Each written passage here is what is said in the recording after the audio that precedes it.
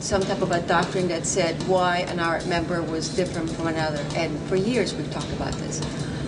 And I think that the irony is that in the last 3 or 4 years, everybody's been so busy in the market with changes and with volume and managing your own business that when we came to these conferences, the good news is that people were going into homes.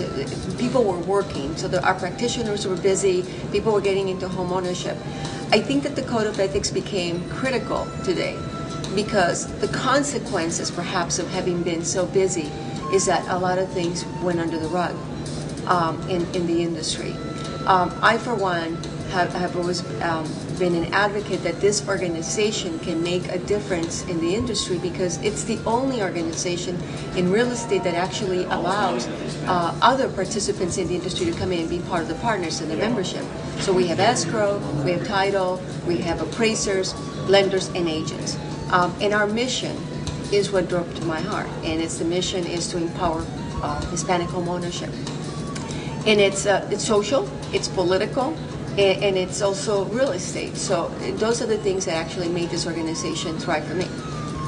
The code of ethics became important because within the last 6 or 7 years, we've begun to see the damages, as I was saying earlier, the things that were swept under the rug that nobody was paying attention to.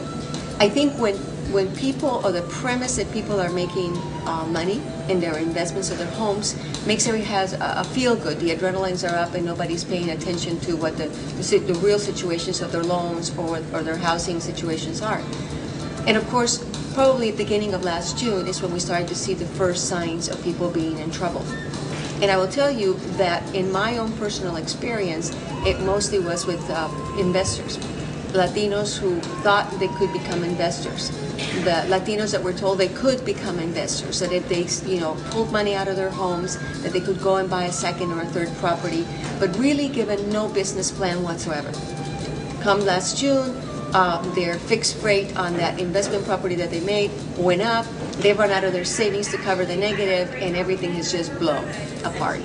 So the first people, the first symptoms, the first victims, I'll say, that we started to see were the people who actually bought a second or a third home as an investment.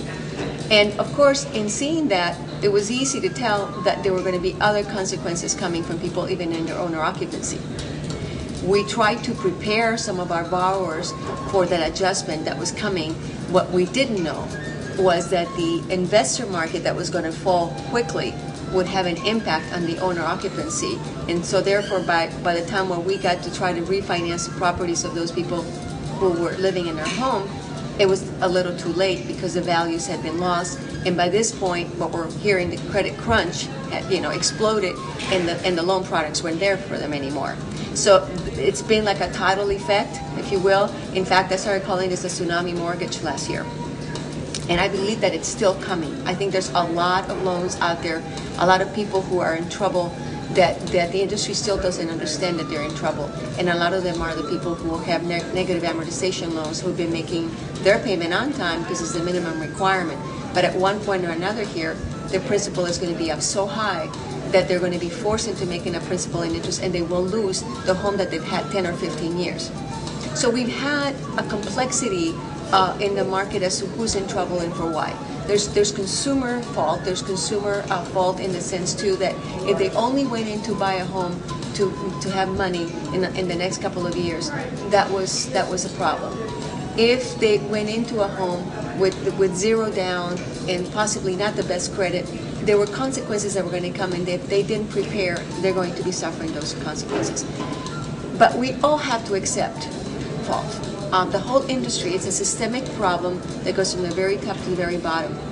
We believe that the code of ethics, what it implies is that it has a code of ethics and principles that's going to be mandated from our members that will help them establish a standard of practice of excellence.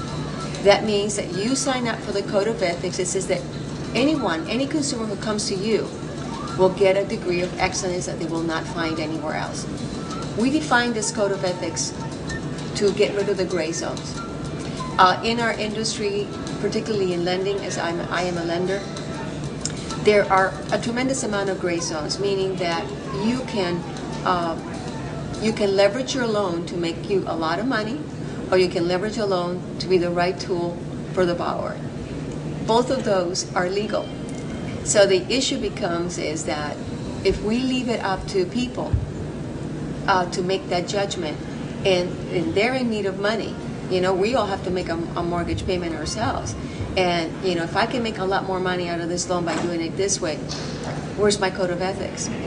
And so our being ethical is every day, in every situation, where we have to make a decision, where we make the decision for the best and the quality of life for the client, not for mine. So this is critically important. That's why the code of ethics is important. I'm elated that it's happening. It's a strong beginning for what this industry needs, and I know that we'll reshape it along the way. And I think that this organization is capable of actually creating a greater standard of practice, and hopefully that other organizations will step up to the plate and do the same.